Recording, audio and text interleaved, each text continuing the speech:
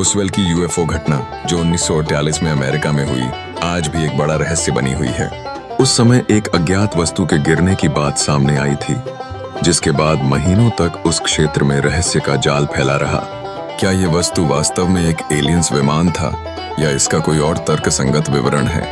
वर्षों बीत जाने के बाद भी इस विषय पर बहस और साजिश के सिद्धांतों का अंत नहीं हुआ। क्रॉप सर्कल्स की अनमोल धारणा हमें ये सोचने पर मजबूर करती है कि क्या वास्तव में इनमें एलियंस का हाथ है। खेतों में अत्यधिक नेत्रहीन पैटर्न अचानक कैसे बन जाते हैं, यह सवाल आज भी अनसुलझा है। कुछ लोग इसे मानव कलाकारी मानते हैं, जबकि अन्य इसे अलौकिक तत्वों द्वारा निर्मित मानते हैं। यह जिज्ञासा मानवता को इन अजीब अजीब आकृतियों के रहस्यों की खोज में लगाती है। एरिया 51, जो अमेरिका में स्थित एक गुप्त सैन्य आधार है, हमेशा से ही रहस्य और साजिश का केंद्र रहा है। वहाँ क्या वास्तव में छिपा है? कुछ कहते हैं कि वहाँ अपहृत यूएफओ और एलियन टेक्नोलॉजी पर काम हो रहा है। यह स्थान वो है जहाँ विज्ञान और गूढ़ता के अद्भुत कथानक मिलते हैं।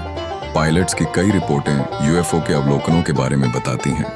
जब अनुभवी पायलट्स, जो उड्डयन के विशेषज्ञ होते हैं, अनजानी वस्तुओं को देखने का दावा करते हैं, तो यह प्रश्न उठता है कि क्या हम सचमुच अकेले हैं? पेरू और मिस्र की विशाल संरचनाएं भी एक रहस्य बनी हुई हैं।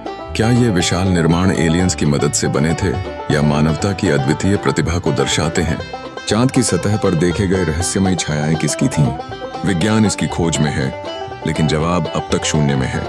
मंगल ग्रह पर पानी और संभावित जीवन के संकेत मिलते हैं। क्या ये संकेत हमें यह बताने के लिए हैं कि वहां भी जीवन हो सकता है? 1977 का वाव सिग्नल, जो ब्रह्मांड से मिले एक रहस्यमय संदेश के रूप में जाना जाता है, आज भी अनसुलझा है। भारत के प्राचीन ग्रंथों में उड़ने वाले रथ का जिक्र भी हमारे कथानक को और दिलचस्प बनाता है।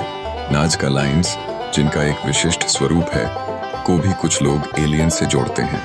यह संयोगात्मक संबंध हमें बाहरी जीवन के प्रश्नों पर और भी विचार करने के लिए प्रेरित करता है।